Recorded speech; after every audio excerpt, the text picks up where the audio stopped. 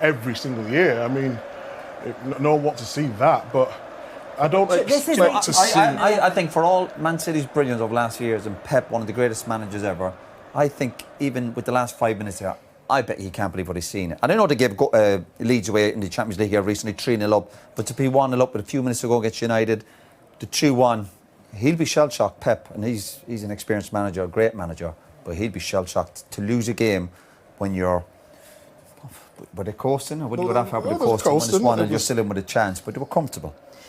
And to put it into perspective, let's take a look at what's happened so far this weekend in the Premier League, because this was a real opportunity for Manchester City. We've just seen Manchester City lose that game late on against Manchester United by 2-1. And as Roy was saying, Manchester United still in the bottom half of the table. They go above Tottenham. They've got 22 points from their 16 games. But for Manchester City, at the top end of the table, a missed opportunity. They stay on 27 points. They are 9 points behind their leaders Liverpool, who have a game in hand. French, Italian and Spanish.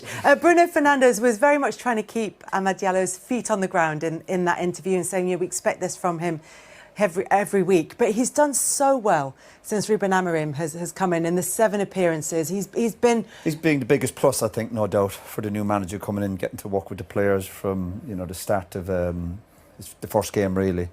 He's had a big impact, but the impact today and the winning the penalty and the goal and the finish certainly wasn't easy. And that just gave a player prepared to run forward as well. And also Bruno's chance came from somebody actually running forward. And a brilliant moment for him. And well deserved. He's got a bit of energy, he's got a bit of quality. Young kid, learning his trade. Obviously you always worry, listen, hopefully he stays grounded. But a big afternoon for him. He's also versatile as well, can he? He can play in the front three, he can play wing back. I think he's been the best player for Man United this season. Taking it all into consideration, new manager, how young he is, he's just 22 years of age. He was really good at Sunderland, scored a lot of goals. Could he make the step up? He's definitely made the step up. Ones of running behind, and that was the key. Particularly, I know sometimes you have to gamble towards the end, but you needed a bit of luck. But be prepared to run in behind it. Listen, the way the game has changed a lot over the last few years, particularly for midfielders. Everyone wants to come and get a feel for the ball and get touches. But you need people running beyond the ball, running beyond the striker. And that's where United created their best moments. Playing at that level. We've talked about Garnacho at times. When he first came into the squad, I thought he was brilliant. And now, we've seen it with Amad Diallo. He just needs to keep his feet on the floor and do what he does best. That's the key for any young player, obviously, coming to any big club.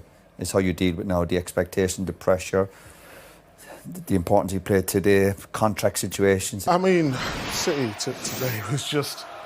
This is self-inflicted. Walker has to pass this forward to me. I really think he's got to go forward. But we're talking about a midfielder sort of in the back line. But I think the way he composed himself, Amad, there, a lot of people would have snatched at it. He just took his time and drew the contact. And it's just about decision-making, just there. But why doesn't he slow down the defender? It's difficult because when you've made a mistake in that position, right... But the keeper slowed him down, Just get yourself you want back. to rectify your mistake. I know what you're saying, but when you make a mistake, especially when you play the position like he's made a bad situation a hell of a lot worse. Yeah, You've made a mistake, you've got people getting back. But you panic, But I think Walker's got to play forward here. I think Walker's got to put it behind. 2 or 3 minutes left.